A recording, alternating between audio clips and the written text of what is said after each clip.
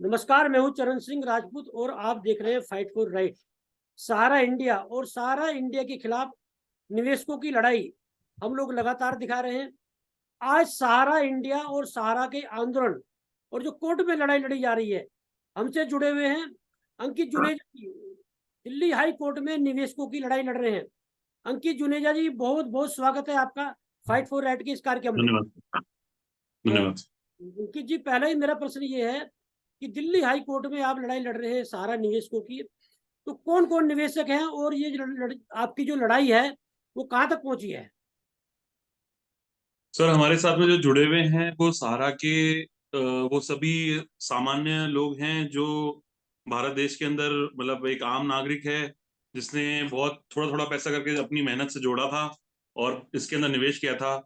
मेरे पास में मतलब 1,000 रुपए से लेकर के 1 करोड़ रुपए तक के इन्वेस्टर है जिसने इसमें पैसा लगाया और अपनी जीवन भर की पूंजी यहाँ पे निवेश कर दी थी, क्योंकि ये सहारा और सहारा के एजेंट्स के थ्रू ही इन सबको उत्प्रेरित किया गया था कि आप इसमें निवेश करें और आपको समय समय पे आपका पैसा मिलता जाएगा। लेकिन पिछले 5-7 सालों से ऐसा नहीं किया जा रहा है। उनको कोई उनका निवेश की प्राप्ति नहीं हो पा रही है, परिपक्वता राशि होने के बावजूद भी और समय निकलने के बावजूद। अभी जो दिल्ली हाई कोर्ट है, एक आदेश जारी किया था कि सहारा में कोई कलेक्शन नहीं होगा, लेकिन जो जानकारी आ रही है वो कलेक्शन लगातार जारी है। और हमारी दुनिया नाम से सहारा ने कोई कंपनी खोली है, उसमें बड़े स्तर से कलेक्शन हो रहा है। तो अंकित जी, ये क्या घाल मेल है, थोड़ा इसके बारे में बताइए। सर, अब उनका क्या है, सारा नाम तो बदनाम हो चुका है और उसके नाम पे जो इन्होंने 4 सोसाइटियां बनाई थी, सहारा क्रेडिट कोऑपरेटिव सोसाइटी, सहारियन और एक सहारा यूनिवर्सल और एक हमारा इंडिया करके, इन चारों में तो क्या है, गवर्नमेंट ने बैन कर दिया है कि आप नया कलेक्शन ले नहीं सकते और जब तक आप पुराना पेमेंट नहीं कर देते, भुगतान नहीं कर देते। तो अब इन्होंने नए नए नामों से हमारा इंडिया या पता नहीं क्या कुछ भी ऐसा नाम रखते हैं जिससे ये लगे कि ये भारत सरकार की कोई निवेशक कंपनी है। उसका नाम और उसका जो लोगो है वो उस तरह से डिजाइन किया जाता है कि वो लगे जैसे भारत सरकार की कोई नया कोई निगम, कोई या ऐसा बोर्ड बना है जो भी निवेशकों को उत्प्रेरित कर रहा हो। ये भारत माता की जय के नारे लगाते हैं, ये सहारा प्रणाम करके जो ये इन्होंने लोगो और अपने स्लोगन्स बना रखे हैं वो इतने ज्यादा आपको भावुक करेंगे कि भाई आप जैसे भारत सरकार की किसी स्कीम के अंदर निवेश कर रहे हो, और इसी से लोगों को भुलेखा करके ये लोग क्या इस तरह की नई नई स्कीम ला रहे हैं और उसमें फिर से निवेश लेकर के लोगों को बेवकूफ बनाया जा रहा है। इसमें एक बड़े लेवल पे सहारा के जो एजेंट्स हैं, जो उनके पुराने संस्थापक रहे हैं, जो इनके प्रमोटर्स रहे हैं, उन्हीं का रोल इसके अंदर स्थापित होता है, क्योंकि वही लोग लोगों को इस तरह से प्रेरित कर रहे हैं कि आप जाओ मत, आपका जो कंपनी ने पैसा काट रखा है। इन्होंने हर चीज डुप्लीकेट कर रखी है, रेप्लिका बना रखी है। जैसे आपका पीएफ ना काट के ये फ्यूचर फंड के नाम से पैसा काटते हैं, आपका टीडीएस काट के जमा नहीं कराते हैं, आपकी कमीशंस रोक रखी हैं। तो एजेंट इतना परेशान है कि उसका 2-2 3-3 साल से पैसा रुका हुआ है। और सबसे इंपॉर्टेंट बात यह कि इसमें कोई भी आदमी इतना पढ़ा लिखा नहीं है। वो मध्यम वर्ग के ऐसी परिवार से आ रहा है जिसको ज्यादा नॉलेज भी नहीं है फाइनेंस की, वो कॉमर्स का बैकग्राउंड का बंदा नहीं है। उसको इन्होंने देखा कि भी इस बंदे के कॉन्टैक्ट्स है, लिंक है, उसको एजेंट नियुक्त कर देते हैं। फिर उसको ये लोग काम करते हैं फ्रेंचाइजी मॉडल पे। बहुत ही शातिर दिमाग है जिसने भी इसका स्ट्रक्चर करा है कि फ्रेंचाइजी मॉडल में क्या हो रहा है कि आप कंपनी की डायरेक्ट प्रिंसिपल एजेंट भी स्टैब्लिश नहीं हो रहे हैं और ये आपको फ्रेंचाइजी दे देते हैं और कहते हैं साहब आप खुद चलाओ। अब कुछ भी होता है तो आपका जो डेटा है, जो पैसा जमा हो रहा है, तो सेंट्रल अकाउंट में जमा हो रहा है सारा के। आपको कुछ पता ही नहीं रहता कि जब तक उनकी इनकी टेक्नोलॉजी और इनका जो प्लानिंग करने का तरीका है वो भी इतना एडवांस है कि मतलब इतना विचित्र है कि आप जो ब्रांच में बंदा बैठा है वो कभी नहीं बता सकता आपको कि आपका कितना पैसा जमा है क्या है, जब तक उसको सेंट्रल से, लखनऊ से उसको डिटेल एक यूपीटी बन के नहीं आ जाए। तो उन लोग के लिए भी एक महाभारत हो रखी है कि ये इसको कैसे रिजॉल्व करें। और भारत सरकार के सामने भी। हाँ। अंकित जी, इतना बड़ा घालमेल, इतने बड़े घोटाले, इतने बड़ी स्तर पर एफआईआर दर्ज हुई, यहाँ तक कि गैर जमानती वारंट भी जारी हुए सुब्रत राय के, तो सरकार इन कंपनियों को रजिस्ट्रेशन दे कैसे देती है? हमारी दुनिया इस समय रजिस्ट्रेशन उसी एड्रेस पे किया हुआ है जिसपे सारा इंडिया का रजिस्ट्रेशन है। तो ये सरकारें इन इतने घालमेल के बावजूद रजिस्ट्रेशन कैसे दे रही है इन लोगों को? सर, बात वही है कि अगर आपके जैसे मेरे जैसे लोग भी हैं जो इसके खिलाफ लड़ रहे हैं, तो कुछ ऐसे लोग भी हैं जो इसकी संस्थाओं को मदद कर रहे हैं। इसके चार्टर्ड अकाउंटेंट, कंपनी सेक्रेटरीज, वकील, कुछ इस तरह के भी हैं जिनको हर तरह से कुछ ना कुछ सलाह ऐसी दे रहे हैं कि वो किसी ना किसी तरह से नए नाम से कुछ अपनी नई कंपनी खोल लेते हैं। और वो लोग अगर रजिस्ट्रेशन करवाने की कोशिश करेंगे, अब हालांकि ये भी इसमें कहा जाएगा कि भाई कोई इसमें डिस्क्लोजर की रिक्वायरमेंट होती है। अब वो कैसे मैनेज कर पा रहे हैं इन चीजों को, तो सर इसमें देखिए दोनों तरफ के लोग हैं, कोई उनकी मदद कर ही रहा है तभी वो ये सब कर पा रहे हैं, वरना मेरा तो सिंपल सा सवाल था कि जिस चार्टर्ड अकाउंटेंट ने इसकी बैलेंस शीट अप्रूव करी सर, कम से कम आपको अगर मैं बताऊं कि एक जो इसकी कंपनी है जिसका नाम है आपका सारा credit corporate society, sir 48,000 crore रुपए का निवेश है उसमें। क्या उसके ऊपर अकाउंटिंग स्टैंडर्ड्स अप्लाई नहीं होते हैं? क्या उसके चार्टर्ड अकाउंटेंट को नहीं पकड़ा जा सकता? क्या आपने किस आधार पे ये चीजें करी है? उसमें टीडीएस नहीं कटा, उसमें सर्विस टैक्स जमा नहीं है, 40,000 से ऊपर के पेमेंट पे टीडीएस कटना अनिवार्य है यहाँ पे। ये 10,000 रुपए के इतने टुकड़े कर देते हैं कि आपको आप ही के नाम पे अगर आप 1 लाख रुपए जमा कराना चाहते हो तो 10,000 के 10 टुकड़े कर देंगे। अब आपको एक एक पाउंड का भुगतान भी करेंगे तो टीडीएस अप्लाई नहीं हो रहा। तो भारत सरकार को भी इस तरह से बेवकूफ बनाया जा रहा है, इस तरह से इसको मतलब सेटअप कर रखा है कि आप किसी ब्रैकेट में फॉल नहीं करते कि आप कैसे दिखोगे। लेकिन ओवरऑल अगर आप इसको देखोगे तो इतने करोड़ों रुपए का, टोटल 86,000 करोड़ रुपए का मामला है सर। अब भारत सरकार भी इस पे एक्शन धीरे धीरे ले रही है, क्योंकि अगर ज्यादा बड़ा एक्शन लिया एकदम से, ये लोग हो सकता है कि भारत देश से भगोड़े हो जाए, जैसे पहले विजय माल्या और ये सब भाग गए, नीरव मोदी वगैरह। अगर इन्होंने भी इसके खिलाफ इस तरह से कुछ आक्रामक मतलब वो रूप लिया तो आप मानो कि लाखों निवेशकों का पैसा निकालना बहुत मुश्किल हो जाएगा। ये मैं कहूंगा कि भाई अपन नरेंद्र मोदी जी के धन्यवाद देंगे कि उन्होंने और अमित शाह जी ने मिलकर इसको बहुत तरीके से समझा है, और अब इस तरह से कोई प्रारूप डेवलप कर रहे हैं कि लोगों को एप्लीकेशन लगाएंगे और उनका पैसा निकलता जाएगा, डायरेक्ट बैंक अकाउंट में क्रेडिट होगा।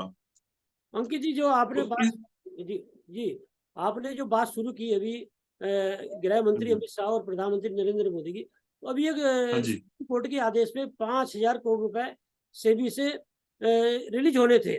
और बिल्कुल सर। गृह मंत्री अमित शाह, उन्होंने हरिद्वार में बयान भी दिया था कि भाई 10 करोड़ लोगों को ये पैसा दिया जाएगा।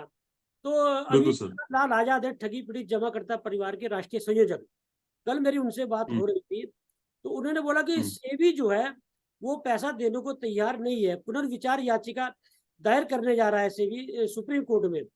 तो इस बारे में थोड़ा प्रकाश डालिए आप थोड़ा। तो देखिए, सेबी का प्रोटेक्शन लेना एक अलग चीज है, क्योंकि जिसने इन्होंने मतलब इसकी जो 2-3 कोऑपरेटिव सोसाइटी वो कंपनियां थी जिन्होंने भारत मतलब फॉरेन के अंदर ओएफसीडी बॉन्ड्स जारी कर दिए थे बिना सेबी जो हमारा नियमन बोर्ड है उससे अप्रूवल लिए हुए। मैटर उसका था, उसमें उन्होंने जितना पैसा जारी करा उतने का इन्होंने पैसा सिक्योर करा कि भाई आप कभी भी भाग सकते हो, या आपने बिना परमिशन के करा तो उन्होंने पैसा ब्लॉक कर दिया। अब मेरा भी मुद्दा सर, मैंने भी जो हाईकोर्ट में अपील में मैंने याचिका में जो आर्ग्यूमेंट करा है वो बहुत इंपॉर्टेंट है। भाई कोई भी इस फाइनेंशियल फ्रॉड के अंदर अंदर नहीं जाना चाहता, क्योंकि सर 86,000 करोड़ में से अगर मैं मान लो 24,000 करोड़ रुपए सेबी के पास पड़े, मैं उसको उसमें से लेस कर दूं तो बाकी बचता है मेरा कम से कम 62,000 करोड़ रुपया। कोई इस चीज का जवाब नहीं दे रहा कि 62,000 करोड़ रुपए कहाँ पे है, वो पैसा क्यों नहीं लाया जा सकता? क्योंकि उसका उनका एक ही सवाल आता है कि ये सारा पैसा का हमने जमीन खरीद ली कहाँ पे, आपका एमबी वैली के अंदर। क्योंकि इन चारों सोसाइटी ने ये 62-67,000 करोड़ रुपए दे दिया एक ही कंपनी के अंदर, और किसी को मतलब मिनिस्ट्री ऑफ कॉर्पोरेट अफेयर्स को या उसके ऑर्डर को भी ये नहीं पता चल पाया कि उस 62-70,000 करोड़ रुपए का पैसा का उन्होंने उसमें क्या ऐसा खरीदा है जो हिंदुस्तान में इतना महंगा है। क्योंकि जहां तक हम सुनते आ रहे थे 2010 में या 2005 में जब सारा इंडिया क्रिकेट को फंडिंग करता था, उसको प्रमोट करता था, उस समय आप ये मानिए कि उसमें लवासा सिटी में एमबी वैली में मकान किसके बन रहे थे? बहुत बड़े बड़े सेलिब्रिटीज के, फिल्मी उद्योगपतियों के, और जिससे नाम आता था अमिताभ बच्चन जी का या सचिन तेंदुलकर का। आप मानिए कि आप आज की डेट में आपको और मुझे पैसा देना पड़ रहा है उनके मकान बनवाने के लिए, जिसकी हमें कोई जरूरत ही नहीं है। तो हमने पैसा उसके लिए तो दिया नहीं था। तो इन्होंने चारों सोसाइटियों से अगर मेन मिल के पैसा फंड करना ही उस एमबी वैली को था, तो भारत सरकार चाहे तो उस कंपनी को अटैच कर सकती है। लेकिन साहब इतनी बड़ी संपत्ति को बेचने के लिए कोई खरीदार भी नहीं खड़ा हो पा रहा। असल समस्या अब ये आ रही है भारत सरकार के समक्ष। तो धीरे धीरे इन्होंने यही विचार किया कि इस 24,000 करोड़ में से मान लो रैशनली 5,000 करोड़ भी निकलते हैं तो उसका कुछ ना कुछ करके लोगों में बांटा जाए। एटलीस्ट सर क्या होगा, आप समझिए इकोनॉमी के अंदर भी पैसा आएगा तो रोटेट होगा। अब ये एक अलग बात है कि अगर इसके खिलाफ भी सेबी जाना चाह रहा है कि भाई वो इसमें कोई ना कोई अड़चन पैदा करे तो वो जाए, उसके पास में उसके राइट्स हैं, वो जा सकता है। लेकिन हम वहां पे भी खड़े होकर के इसके अगेंस्ट आर्ग्यूमेंट करेंगे कि ऐसा किया जाना गलत होगा, क्योंकि सर 12 साल से तो उस पैसे को किसी ने क्लेम नहीं करा है 24,000 करोड़ रुपए को। तो उसमें से अगर 5,000 करोड़ रुपए, क्योंकि आज तक जो मैंने देखा है करीब 1,000-1,500 करोड़ रुपए की एप्लीकेशनें आई थी दिल्ली हाई कोर्ट में, अगर उनका भी पैसा रिलीज होता है सर एक बहुत बड़ा लोगों को रिलीफ मिलेगा, जिससे उनके पास कुछ तो पैसा जेब में पहुंचे। अंकित जी, ये आप लोगों का प्रयास है, लेकिन सारा इंडिया का जो प्रबंधन है, सारा इंडिया के जो अपने एजेंट हैं, वो लगातार ये बोलते रहे कि हमें सेबी को पैसा देना नहीं है और वापस लेने हैं।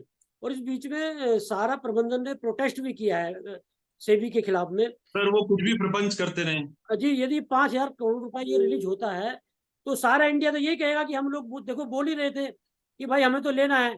अब देखो हम लोगों ने लेना शुरू कर दिया और सारे पैसे ले लेंगे। सर वो भी आपको मैं बताऊं कि किसी एक आदमी ने वहां जाके याचिका लगाई तो उसके ऑर्डर के अगेंस्ट सुप्रीम कोर्ट को डायरेक्शंस दिए हैं।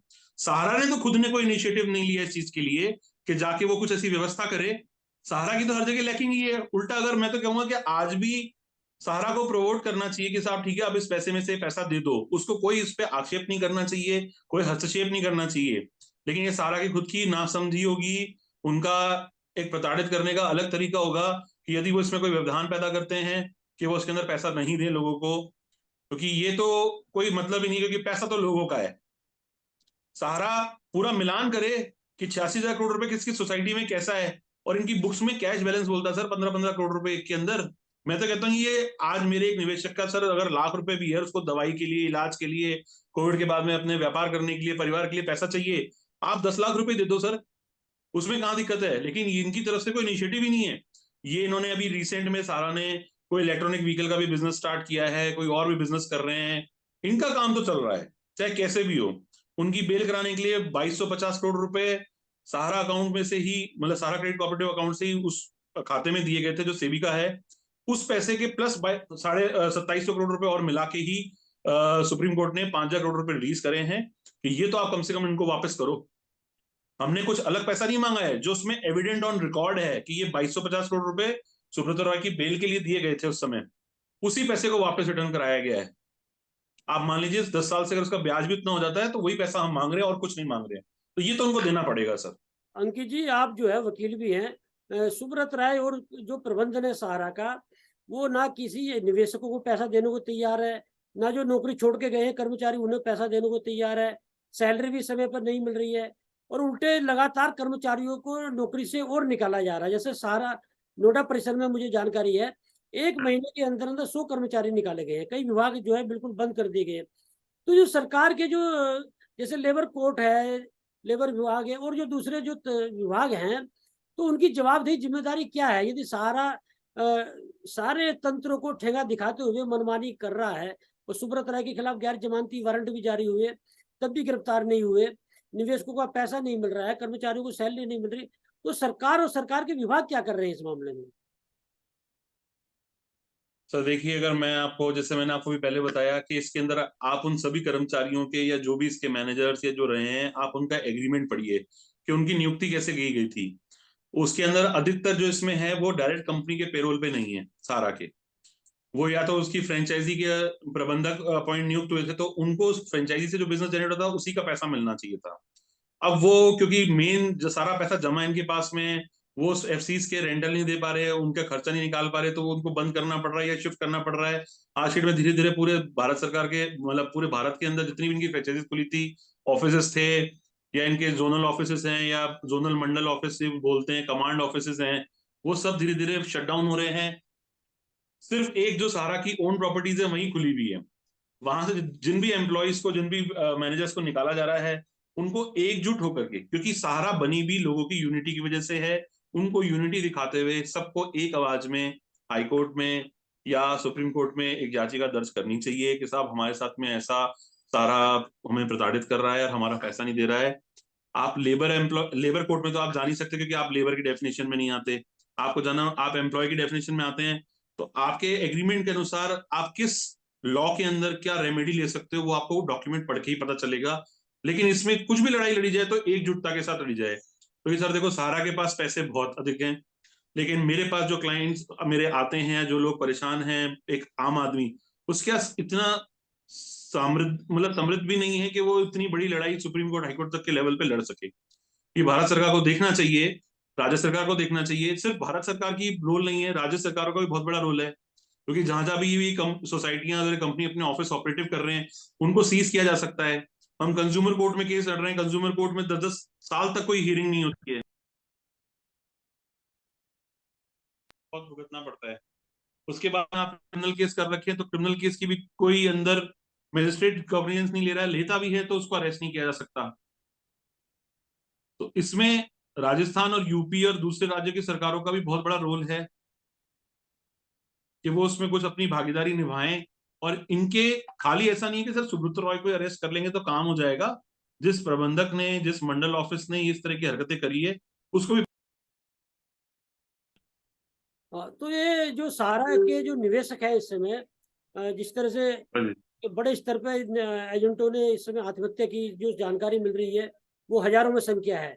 और निवेशक जो सुनने में आ रहा है कि अपनी बेटियों की शादी नहीं करा पा रहे हैं, बच्चों को पढ़ा नहीं पा रहे हैं, मतलब बड़ी पीड़ा से गुजर रहे हैं। तो इन निवेशकों को बिल्कुल सर। पैसा मिलेगा या नहीं मिलेगा, कब मिलेगा और किस तरह से मिलेगा? सर अब ये हम लोग का सबका ही एक ही विचार चल रहा है कि अभी सेंट्रल स्टार और जिन माननीय न्यायाधीश महोदय रेड्डी जी जिनको नियुक्त किया गया है इसके अंदर कि 5 लाख करोड़ रुपए डिस्ट्रीब्यूशन के लिए, और गौरव अग्रवाल करके एक एडवोकेट हैं, उनको ये भार संभाला गया है कि आप सेंट्रल स्टार के साथ में एक कमेटी का गठन करें। वो कमेटी डिसाइड करेगी कि किस मोडस ऑपरेंडी में, किस प्रोसेस के थ्रू ये पैसा दिया जाएगा। जहां तक सुनने में आ रहा है कि स्टॉक होल्डिंग कंपनी जो भारत सरकार का एक नियमन बोर्ड है, उसके अंदर आप सभी को अपने बॉन्ड्स अपलोड करने पड़ेंगे ऑनलाइन विद आपकी बैंक डिटेल्स। कोई आपका ऑनलाइन एक वहां पे डॉक्यूमेंट फिजिकल जमा होंगे ऑनलाइन सबमिशन के बाद में। उसके बाद उसके जांच करके, स्क्रूटनी करके आपका पैसा सीधा आपके खाते में क्रेडिट कर दिया जाएगा। आपको किसी भी दलाल या किसी भी अन्य व्यक्ति के साथ में नहीं फंसना है। हम भी एज एन एडवोकेट सिर्फ आपकी मदद कर सकते हैं इस प्रोसेस को करवाने के लिए, क्योंकि अब जो लड़ाई थी वो तो एक बार लड़ी जा चुकी है। हमारा प्रयास ये चल रहा है कि एक बार 5 लाख करोड़ में जितने लोगों को पैसा मिल जाए, फिर जो बचेंगे उनकी लड़ाई लड़ी जाएगी। लेकिन क्या है सर कि आम आदमी की एक सीमा है, वो उतना ही लड़ सकता है, उतना ही इन चीजों को फाइट कर सकता है जितना उसके ऊपर व्यवस्था हो। अब वो पहले ही फाइनेंशियली इतने परेशान है, उनको हम और कोई सलाह दे दें कि आप ऐसे ऐसे लड़ाई करो, रोज दिल्ली चलो, वहां चलो, सर उनके लिए पॉसिबल नहीं हो पा रहा है। हमारा पहला यही है कि भी पहले कुछ उनकी जेब में पैसा आए, उनकी लड़ने की हिम्मत आए, और उनके पास जो भी व्यवस्था है वो अपने पहले, क्योंकि सर जिन भी लोगों ने पैसा जमा कराया था उनको 5-10 साल बाद में पैसा चाहिए चाहिए था, जो समय आ चुका है या जा चुका है, क्योंकि उनके बच्चे बड़े हो चुके हैं, उनको घर में कोई व्यवस्था चाहिए, किसी को मकान बनाना है, किसी को बेटी की शादी करनी है, किसी को अपना इलाज कराना है। कुछ ना कुछ उनकी जरूरतें ऐसी हैं जिसको आप सुनेंगे भी तो आपका दिल दहल जाएगा कि भी अगला कैसे अपनी व्यवस्था चला रहा है। तो अभी बहुत जरूरी है कि उनको पहले कुछ मॉनेटरी रिलीफ मिले, उनका कुछ, उनका परिवार का जो भी काम है वो पूरा हो। वो सेकेंडरी मैटर रहेगा कि आगे की लड़ाई को और हम फर्दर कैसे लड़ें। क्योंकि लेकिन इसमें बस मैं एक ही चीज कहूंगा कि लोगों को यूनिटी दिखाते हुए अपना पैसा डिमांड करना चाहिए, तभी सब एक साथ पैसा अपना पा पाएंगे। कुछ लोग आज भी गफलत में हैं ये सोच के कि साहब सारा घर आके पैसा देके जाएगी। ऐसा नहीं है। आप अपने हक के लिए लड़ेंगे, आप आवाज उठाएंगे, तभी आपको इसमें पैसा मिलेगा। बैठे रहने से कुछ नहीं हो, तो अंकित जी सतर्क बहुत रहना पड़ेगा। अंकित जी बहुत बहुत धन्यवाद आपका हमसे बात करने के लिए। फिर कभी दूसरे मुद्दों पे कभी हम आपसे रूबरू। बिल्कुल सर, बिल्कुल। जी। धन्यवाद सर, धन्यवाद।